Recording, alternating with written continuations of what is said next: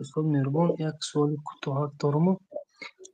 مقصد این که یگان 100,000 زیاده از 100,000 قرض دارم، لیکن انشاءالله که توانی ایره دارم بعد رمضان انشاءالله.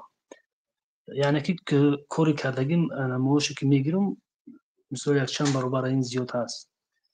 خب میخوام که مقصد امی رمضان به خاطر که ثواب زیادتر صدقه کردن یک چند مثلا 10-20,000 اگر صدقه کنم مقصد یگان وای ندارد. مقصد از قرضتان 100,000 روبل است یا سومان؟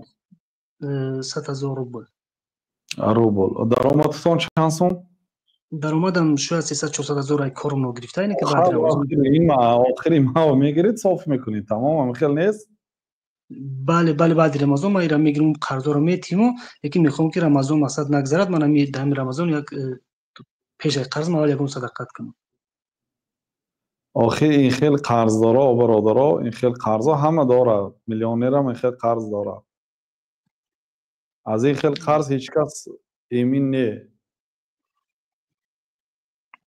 یعنی که اجازت هست که بله میگیرید چون که شما وفا دارید، شما 300,000 آخری ماه آیلیگ میگیرید، قرض گیرید زکات دهید یا اینکه خیر و سخاوت کنید. پیامبر صلی الله علیه و آله در این ماه سخاوتشون از دیگر ماه ها فرق میکرد.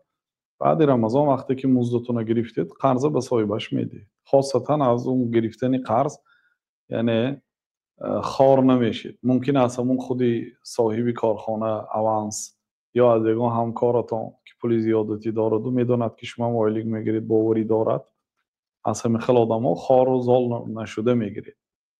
یعنی قرض اصلا از بیگانه یا از آدمی پولدار باشد کمتر ذلت دارد. یعنی به نزد وی رفتن در کار، اول گپ زدن در کار، یک گله به قول مردم ما از خوجان در آمد کر آمدن در کار، یک گله اول فهموندن نه قرض ده برای من تمام. اگر همین خیلی آدم باشد و یک دهنده قرض میدادگی باشد گیرید و خیر کنید. خلاصه مقصد شریعت در نزد بنده ها بنده خار نشود، فقط خارگیش در نزد الله تعالی باشد. بله.